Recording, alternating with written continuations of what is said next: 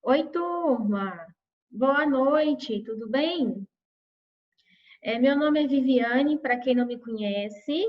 Nós vamos trabalhar nesse segundo módulo, né?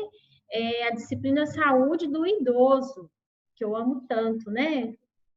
E eu sou técnica de enfermagem, também sou enfermeira. Atualmente eu trabalho no CTI Geral do Hospital Manuel Gonçalves, aqui de Itaúna.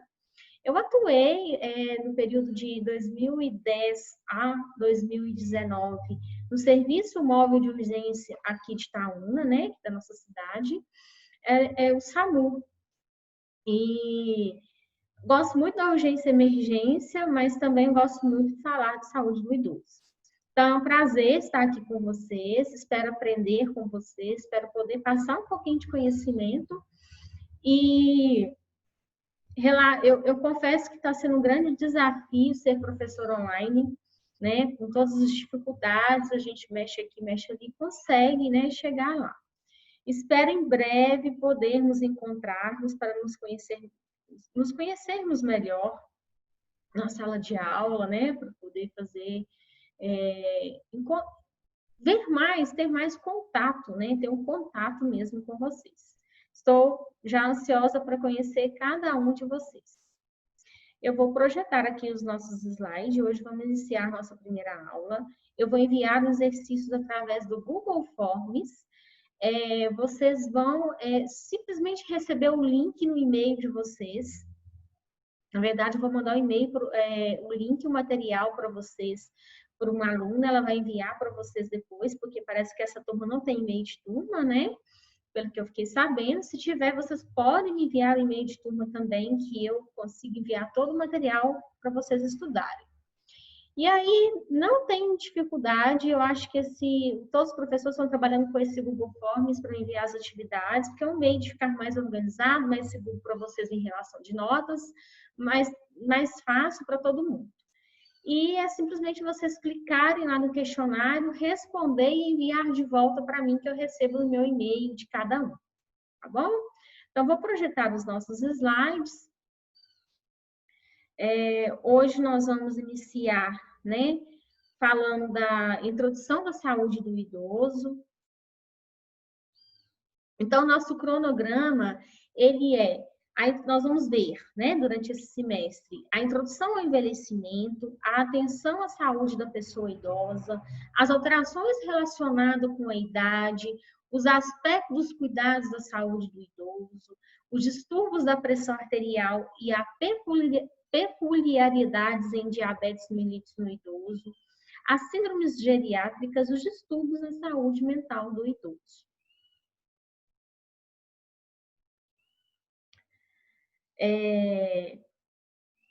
Nós sabemos, né, que a população idosa no Brasil, ela tem crescido significativamente nos últimos anos. E isso se deve a vários fatores, né?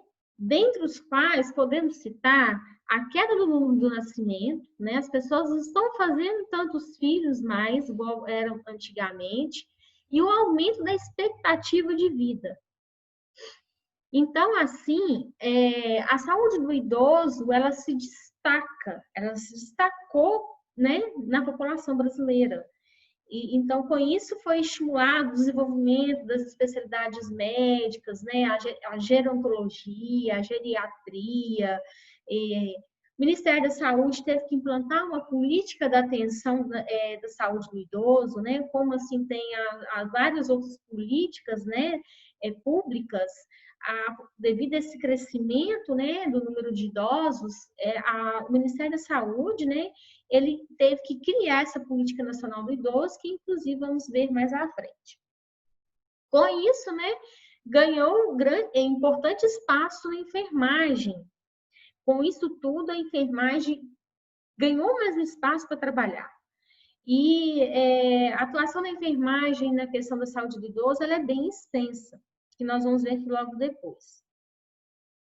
Então, a saúde do idoso, pessoal, em 25 anos, seremos a sexta maior população de idosos do mundo. Até 2050, nós vamos ter uma média de 63 milhões de idosos. E hoje, aproximadamente, nós temos 17,6 milhões de idosos.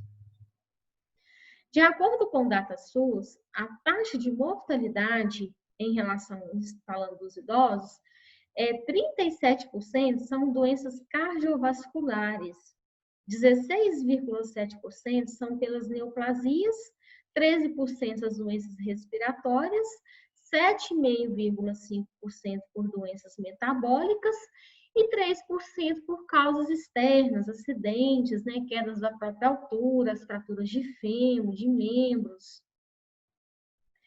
E aí nós temos aqui um gráfico que mostra para a gente a evolução do índice de envelhecimento da população brasileira do ano de 1980 a 2050. Vocês podem ver aqui que a pirâmide ela começou lá, ó, pequenininha em 1980. E ela foi crescendo, crescendo, crescendo, com a estimativa de 172,7 em 2050. Então, começamos com 10,5, estamos para 172,7 para 2050. Isso é o dados de IBGE do ano de 2008. Imagina hoje que já deve ter aumentado mais esses dados. Nesse segundo gráfico, aqui ficou invertido, mas na verdade ficou invertido o gráfico. Esse gráfico seria o gráfico 2, né? Vocês podem ver que é uma pirâmide, né? Etária derivada da projeção para a população brasileira de 2005 a 2050. Que no caso, vocês veem que a primeira pirâmide, tanto o homem quanto a mulher, ela está mais estreitas, né, com curva, em 2005. Em 2050, tanto o homem quanto a mulher, a população idosa, ela está alargada, está crescida. Então, pensa para vocês verem o tanto de, né? Olha a diferença de uma pirâmide para outra, em se tratando do crescimento da população idosa.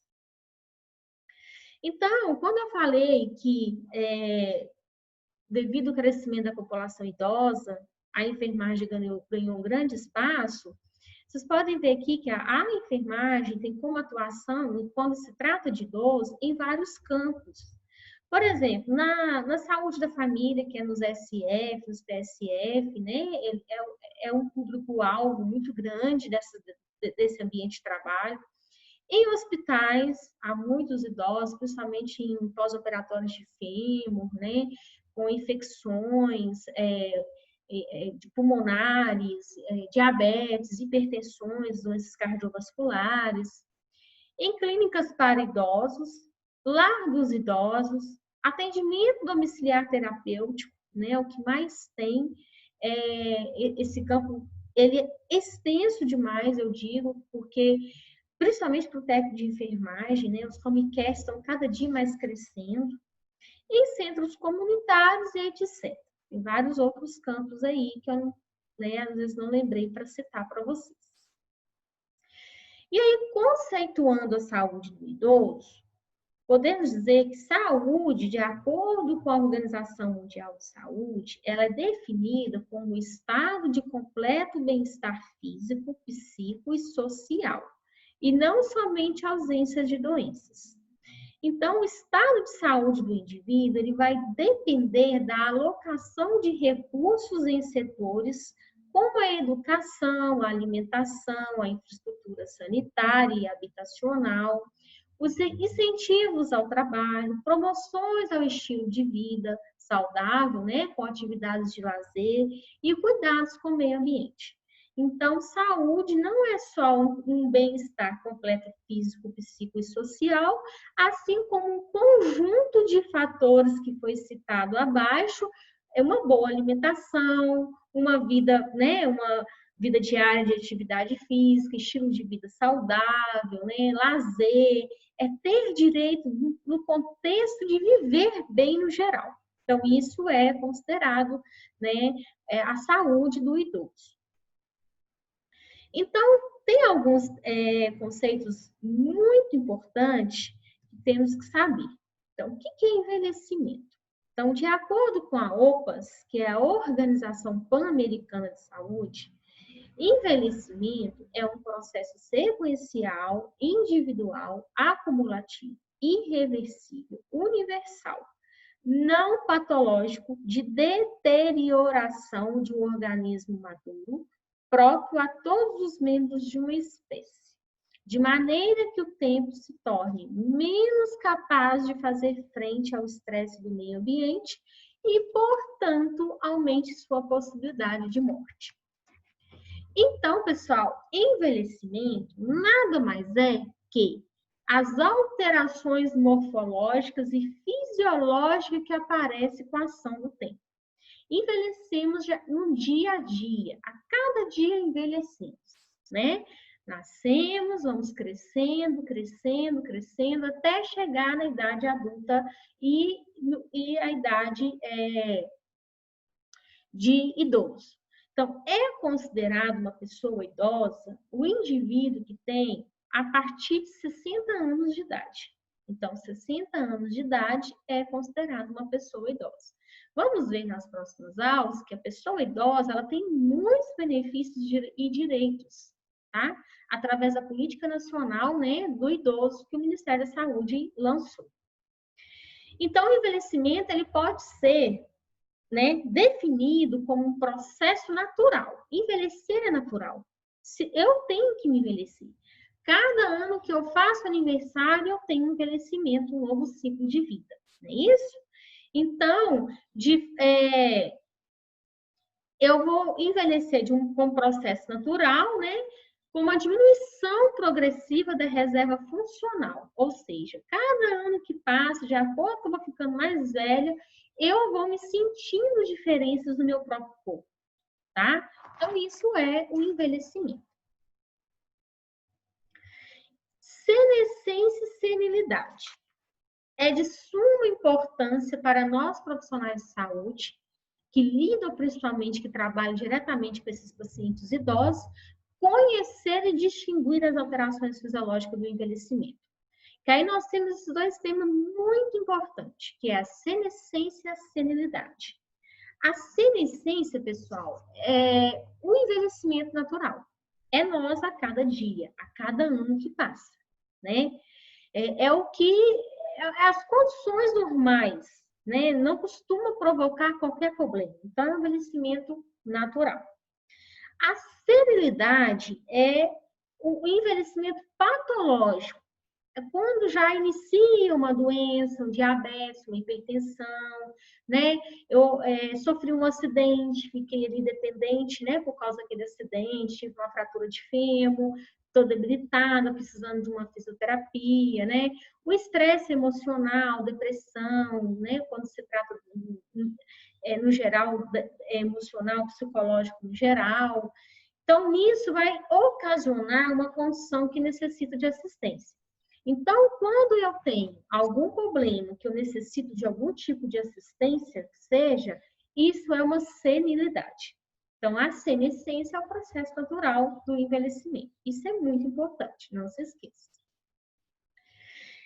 E aí, nós temos, né, com isso tudo, com esse aumento dessa população, temos dois termos muito importantes que é a geriatria e a gerontologia.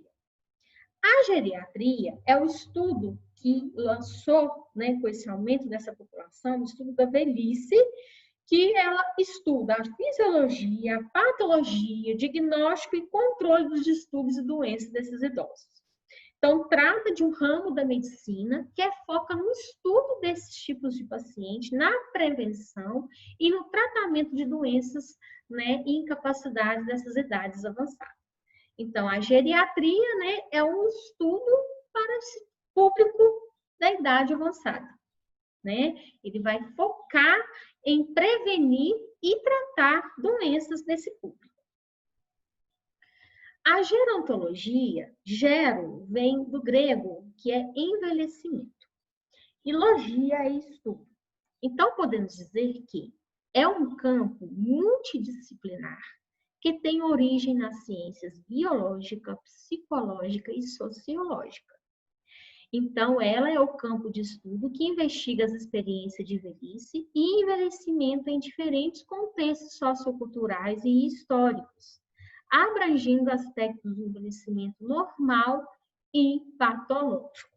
Então, podemos dizer aqui que a gerontologia, ela é o campo multidisciplinar. São vários profissionais que vai tratar, né, aquele público-alvo da população idosa, que é a população idosa. Né?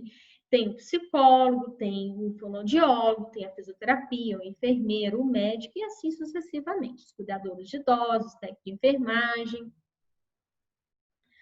Então, também temos um conceito muito importante que é a mobilidade, né? Que é muito comum acontecer nesse público-alvo, que é a capacidade do indivíduo de se mover. Esse público, ele, com o tempo, com o passar do tempo, principalmente se for uma pessoa que fique mais quieta, mais em casa, né? Porque a gente acha que o idoso, às vezes, mesmo ele tendo as condições de fazer algo em casa, a família, às vezes, não queira que faça, por medo, talvez, de sofrer danos, quedas, acidentes. Mas, pessoal, nós temos que estar muito atentos a isso, porque a mobilidade também traz malefícios, não só como benefícios. Por quê? Porque o idoso ficar quieto demais, ele vai chegar uma hora que ele vai perder a função de se locomover, tá? De executar tarefas, de realizar atividades. Então, a gente tem que estimular essa população a estar fazendo as atividades que estejam no seu alcance. Então, mobilidade é a capacidade do indivíduo de se mover. Função básica para a execução de tarefa e realização das atividades da vida diária, mantendo a sua independência. Então, isso é mobilidade. Independência e dependência. A independência é a capacidade de se autocuidar e realizar as atividades da vida diária sem auxílio de outra pessoa. Então, é o idoso independente, que consegue cozinhar, que consegue passar sua roupa, que consegue varrer uma casa, né? É isso aí. A dependência já é a incapacidade de realizar uma ou mais atividades na vida diária sem auxílio. Né? Então, ela é definida em graus, leve, moderada e avançada. Então, a dependência é a incapacidade de realizar uma atividade. Pode ser que o idoso não consiga lavar o seu prato, mas não consiga varrer uma casa. Então, isso vai depender, né, do grau da dependência dele. Isso é muito diagnosticado pelos geriatras. E a autonomia é a capacidade e direito do indivíduo de poder eleger por si próprio as regras de conduta, a orientação de seus atos e os riscos que está disposto a correr durante sua vida. É um conceito amplo, que inclui poder decisório, integridade cognitiva. Então, o idoso que tem autonomia é aquele que ele consegue eleger, né, ditar regras, fazer suas próprias coisas. Então, isso é autonomia. A capacidade funcional é a manutenção plena das habilidades físicas e mentais desenvolvidas ao longo da vida, né, necessárias e suficientes para uma vida com independência e autonomia. É o grau de preservação da capacidade de realizar as atividades básicas de vida diária ou autocuidado. Então, capacidade funcional é a capacidade que o idoso ainda tem, né, física e mental, de conversar, de resolver que seja alguns problemas, atender telefone, né, talvez até pagar, ir no mercado, fazer uma compra, né, na padaria. A gente vê muito isso hoje em dia, porque sabemos que a expectativa de vida aumentou muito. Né? Então, idoso hoje de 70, 80 anos, ele consegue talvez ir na padaria, consegue talvez, né, com a ajuda, né, com um filho, ajuda o carro próprio, né, nem sempre vai estar dirigindo, mas ele consegue pelo menos ir até o supermercado e ajudar a fazer compra, por exemplo. Você vê muito idoso aí na praça jogando baralho. Então, isso aí é a capacidade funcional que ele ainda tem. Os cuidados paliativos, eu adoro, né? Cuidados paliativos, eu acho um sistema extremamente importante. As pessoas às vezes confundem cuidados paliativos. Então, segundo a Organização Mundial de Saúde, cuidados paliativos constitui uma abordagem que tem por objetivo a melhoria na qualidade de vida do paciente e de seus familiares diante de uma doença que ameaça a vida, através da prevenção e alívio de sofrimento, da identificação precoce e avaliação impecável, do tratamento da dor e dos outros problemas físicos, psicológicos e espirituais. Então, cuidados paliativos nada mais é que eu dar conforto àquele paciente, não só conforto, como eu buscar recursos, né, que sejam psicológicos, que sejam físico, espiritual, para aquele paciente conseguir lidar melhor com aquele problema de saúde. É muito comum o paciente ter, né, o câncer e ter que trabalhar muito esse cuidado paliativo, esse contexto no geral espiritual, físico, psicológico, para que aquela pessoa, não só o idoso como qualquer outro adulto, né, criança, consiga lidar e viver melhor até o final da sua vida. Então, isso é cuidado paliativo. Situações de risco, idoso frágil e ambiente protegido. Aqui vamos abordar 3 coisas ao mesmo tempo.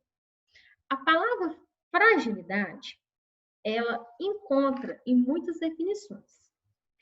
No âmbito da saúde, envolve fatores biológicos, psicológicos e sociais, né, no curso da vida de qualquer ser humano. E aí, resulta no aumento da ocorrência do número de hospitalização, institucionalização, declínio funcional, quedas e óbito. Então, fragilidade. O que é fragilidade? Né? A fragilidade é quando o idoso, por exemplo, ele precisa de mais cuidados e aquela família não consegue identificar e dar para eles aqueles cuidados. Então, aquele idoso dependente, né, frágil, que não consegue mais fazer suas coisas, depende de medicamentos, de tratamento de fisioterapia. Então, com isso, né, aumenta o número de internações, aumenta o número de... você pode ver que hoje, nas instituições do lar dos idosos, por exemplo, os CRASE, né, nos asilos, que não podemos mais falar asilos, é lar dos idosos, o número de vagas aguardando é alta. No CRAS, por exemplo, a gente vai tentar a vaga lá para institucionalizar parente, tem que ficar aguardando a assistência social te comunicar a sair aquela vaga. Então, hoje, com isso, né, de acordo com essa fragilidade, fica difícil, talvez, para a família cuidar desse idoso frágil. Então, com isso, as instituições, né, esses lar de idosos, eles cresceram muito. Por quê? Porque esse idoso tem um grande risco, né, um declínio funcional muito grande em questão de queda e de óbito. Então, com isso, essas instituições, elas cresceram bastante. Situações de risco, né? Quais são as situações de risco desse idoso frágil? A idade com maior ou igual a 80 anos. Também uma idade maior ou igual a 60 anos, devido polifarmácia, né? Quando é considerado um paciente que é polifarmático, quando usa acima de 5 drogas por dia. E polipatologia, é quando tem várias patologias, né? Uma morbidade, ela vem evoluindo para várias comorbidades. Diabetes pode vir evoluir a um câncer, né? Ou a hipertensão pode evoluir ao infarto, problemas cardíacos sérios, tromboses, aí vai. E aí, o IS da geriatria, que são imobilidade, incontinência, instabilidade postural, intelecto diminuído, internações frequentes, incapacidade nas atividades básicas da vida diária, que é o ABVDS, que nós vamos ver mais na frente, a insuficiência familiar, que no caso é a vulnerabilidade social, Então, isso tudo vai entrar em situações de risco, né, para esse idoso, para se tornar um idoso frágil. Então, a síndrome da fragilidade, ela é relacionada à idade, podendo ser precocemente identificada através de sinais e sintomas que podemos ter: perda de peso, fadiga, infecção crônica, depressão, anorexia, alterações da marcha, desnutrição, sedentarismo, redução da prática de atividade física, diminuição da força de pressão, insuficiência cardíaca congestiva e as neoplasias. Então, isso são os sinais e sintomas da síndrome da fragilidade, tá? Então, assim, o idoso frágil, ele com certeza ele vai ser identificado através desses sinais e sintomas. O geriatra vai perceber que talvez está perdendo peso, né? Fadiga, está tendo algum quadro de depressão, ou está tendo um quadro de desnutrição, né? Uma diminuição de força, um problema cardíaco. Então, isso tudo entra nos sinais e sintomas do idoso frágil. A hierarquização dos fatores de risco, ela auxilia na identificação de prioridade no atendimento dos idosos pelos profissionais de saúde, bem como na realização de encaminhamentos para o serviço de complexidade. Então, a avaliação ela é feita pela equipe funcional e pelo médico, resultando na seguinte classificação. Isso aqui é só a nível de curiosidade. Vocês verem que quando o paciente, né, o idoso, tem um risco habitual, que é classificado como risco zero, né, ele vai ter um retorno ao serviço de saúde dentro de 3 meses. Ele é atendido na unidade básica de saúde. E aí lá ele foi identificado como risco zero. Então, daqui 3 meses, ele vai ser agendado novamente para ele para fazer uma nova avaliação médica, avaliação do enfermeiro, do psicólogo, daquela equipe multidisciplinar naquela unidade básica de saúde, se tiver. E aí, no caso, ele vai ter um agendamento de consultas de rotina, ele vai participar de grupos educativos, visitas domiciliares sempre, né?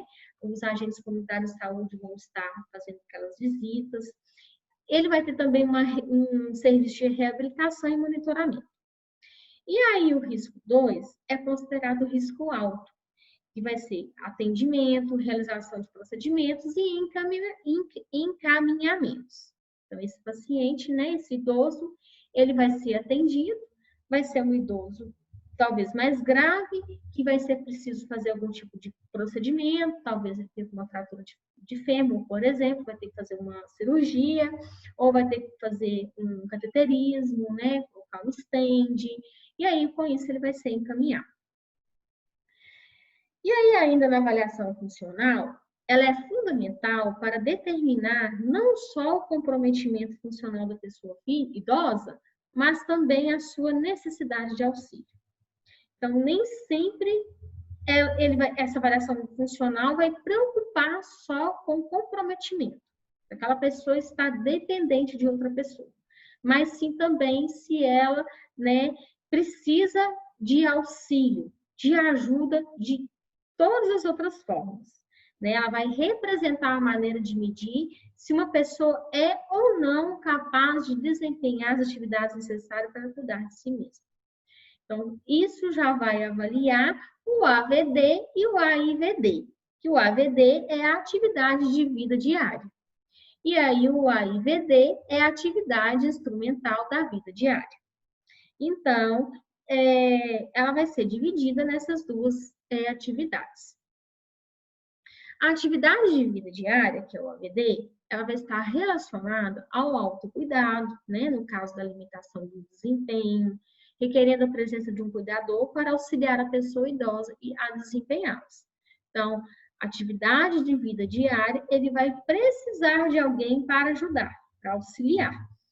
Para quê? Para alimentar, talvez para tomar um banho, para vestir uma roupa, para deambular, para ir ao banheiro.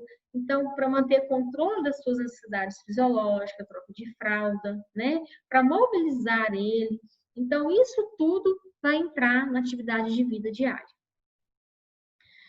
E aí, as adaptações ambientais, eu coloquei ela aqui junto, por quê? Porque as adaptações ambientais, elas são realizadas com o objetivo de evitar queda, facilitar os cuidados, né, prestados para esse idoso, tornar a pessoa idosa mais independente. Então, o objetivo da adaptação ambiental é tornar o idoso mais independente, facilitar os cuidados prestados nesse idoso, realizar, né, evitar queda, colocar um corrimão na escada, tirar um tapete, colocar um tapete antiderrapante ou tirar todos os tapetes da residência. Então, isso entra nas adaptações ambientais. E a atividade instrumental da vida diária, que é o AIVD, são as relacionadas à participação do idoso em seu entorno social e indicam a capacidade do indivíduo em levar uma vida independente dentro da comunidade. Então, ou seja, ele consegue fazer o seu próprio café, sua própria comida, ele consegue tomar seu banho sozinho, tomar seus medicamentos, utilizar o telefone, né? Cuidar do seu dinheiro, que muitas das vezes tem muito isso, o idoso consegue fazer o controle do seu financeiro. Utilizar talvez até seu meio de transporte, ou talvez pegar um ônibus, solicitar um táxi, e aí sucessivamente. Então, a atenção à saúde da pessoa idosa, por meio da avaliação da capacidade funcional, ela tem demonstrado ser mais significativa nas intervenções terapêuticas do que apenas a presença ou ausência de doença. Então, essa avaliação, ela vai determinar o grau de dependência da pessoa idosa e os tipos de cuidados que vão ser necessários, além de como e por quem os mesmos poderão ser mais apropriadamente realizados. Às vezes moram dois idosos, ela não tem condições de ajudar ele ou vice-versa. Então, isso aqui tem que entrar na avaliação, principalmente do enfermeiro no PSF, para que esse idoso, se ele não tem condições de colocar uma pessoa para te auxiliar nas atividades diárias, né, ele tem que ser institucionalizado. Então, isso hoje, nesse tabu que tinha de asilo, ele foi até quebrado, né, até pelos próprios familiares, até devido a essa questão que hoje as pessoas não estão trabalhando mais, né, os jovens principalmente. Então, com isso, essa avaliação funcional ela é muito importante para determinar esse grau de dependência e independência desse idoso. E aí nós temos aqui o calendário vacinal, que os nossos queridinhos também têm direito da vacina, né? Assim como todos, desde o nascimento até a fase idosa, até o envelhecimento, têm direito da vacina. E aí você já deve ter visto vacina, né? No curso de vocês, não sei se vocês vão ver agora, se vai ver semestre que vem. Mas aí o idoso ele tem direito da febre amarela, uma dose única, né? Se nunca tiver tomado na fase adulta. A hepatite B também, dependendo da situação vacinal, ele vai ter que tomar 3 doses, se não tiver sido tomado nenhuma, desde a infância. Adulto, né? A cada 10 anos, se ele tem 60 anos, ele tomou 50, ele tem que tomar a vacina de 60, 70 anos ele vai ter que tomar novamente.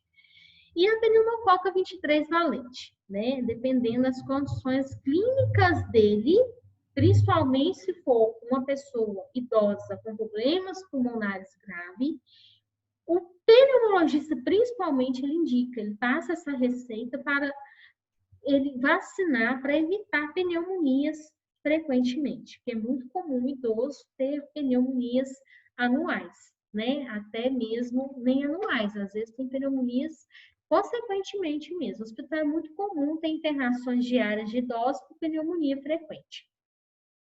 E aí, às vezes, as pessoas não têm conhecimento de que esse público precisa também de ser cuidado. Às vezes, esse público vacinou jovem, né, com 40 anos, técnico, por exemplo, e não tem, aí a família não tem preocupação em manter a vacinação dele em dia. Acha que talvez, porque está velho, não precisa mais de vacinar. Então, isso é muito importante, vocês, como profissional de saúde, ter noção de que o idoso tem que ter seu cartão de vacina em dia, tá?